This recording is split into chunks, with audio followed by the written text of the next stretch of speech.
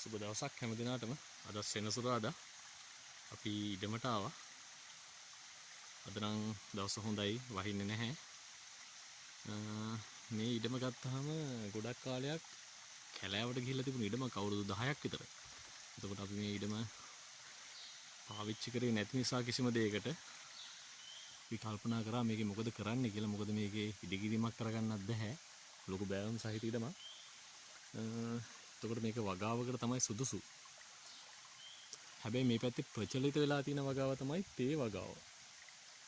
මේ මධ්‍යම පළාතේ.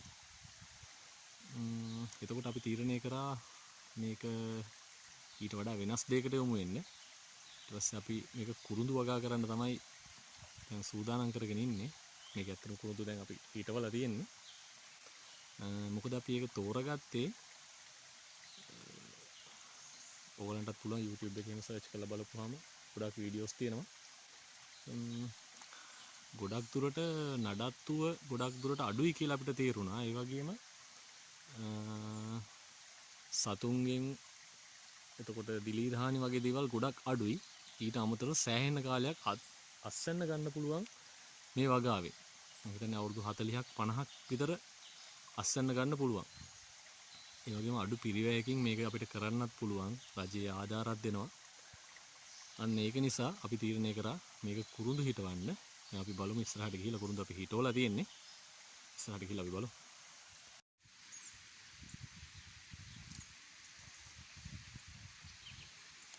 මේ කුරුඳු හිටවලා අපි දැන් සති 3ක් විතර කාලයක් වෙන්නේ.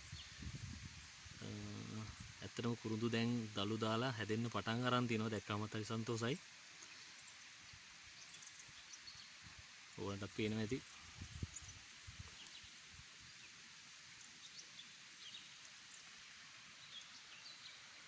මේ පළාතට ටිකක් වැස්ස වැඩි නිසා ඉක්මනට කැලේ හැදෙනවා. නිකන් මේක හොඳට සුද්ධ කරලා තිබ්බ ඉඩමක්. ඒ වුණාට දැන් ටිකක් ඉක්මනට කැලේ වැවිගෙන එනවා. වැඩිපුරම තියෙන නම් හීම්බෝ විටියා.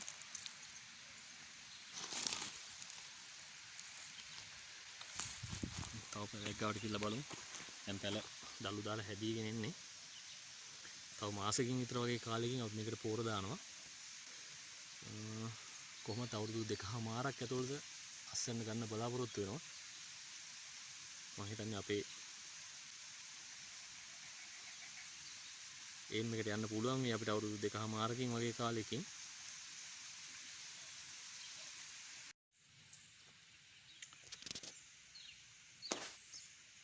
ඒ වගේම මේ ඉඩමේ හැමතැනම බෙහෙත් ගොටුකොළ තියෙනවා. ඔයගලන්ට පේනවා ඇති. මේ කිසිම වසක් විසක් නැති ගොටුකොළ. මෙන්න මේ වගේ හැමතැනම මේකේ බෙහෙත් ගොටුකොළ තියෙනවා. ඒ වගේම තමයි මුකුණු වෙන්නත් හැදිලා තියෙනවා. කිසිම වසක් විසක් නැති කෑම.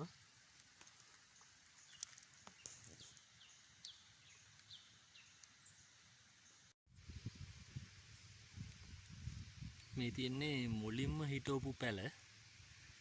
දැන් මේ හරිය ටිකක් කැලේ වැවිගෙන එන්නේ. ඒතකොට ලබන මාසේ පොහොර දානකොට මේ වල් ටික නෙලලා සුද්ධ කරලා ඔක්කොටම අපි පොහොර දානවා.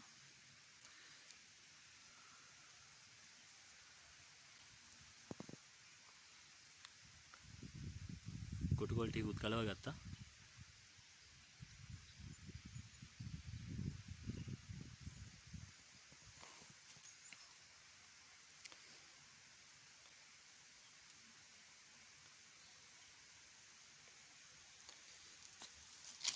ඒ වගේම පැට අයිනට මායිමට වෙන්න අපි දැන් පුවක් පැල් හිටවනවා.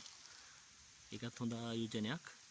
මොකද අවුරුදු 5ක් වගේ කාලෙකින් මේකෙත් අස්වැන්න ගන්න පුළුවන්. මේකත් වගාහානිය අඩු භෝගයක්. මම හිතන්නේ පුවක් වල දැන් හොඳ මිලක් තියෙනවා.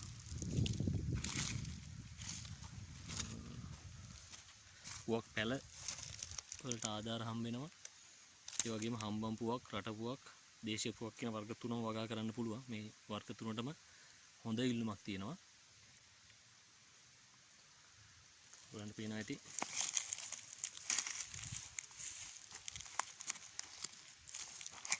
දැනට අපි මේ අයිනේ පුවක් හිටවලා තියෙනවා.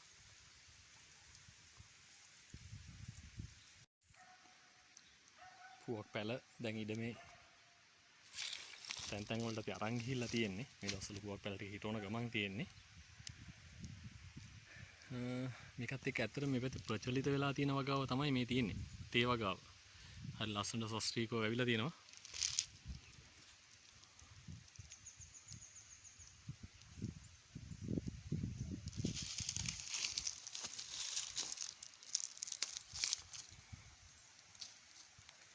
ඒ වගේම හොඳ කෑමක් තියෙනවා මෙතන. දැන් නම් ඉවරයි මැංගුස් ගහක්. මේකේ සෑහෙන්න ගෙඩි හැදුනා. දැන් නම් ඉවරයි. බලමු මැංගුස් ගෙඩි ටිකක් කන්න දිනනවද කියලා.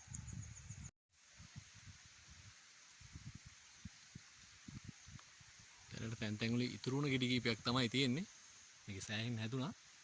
දැන් නම් ඉවරයි මැංගුස්.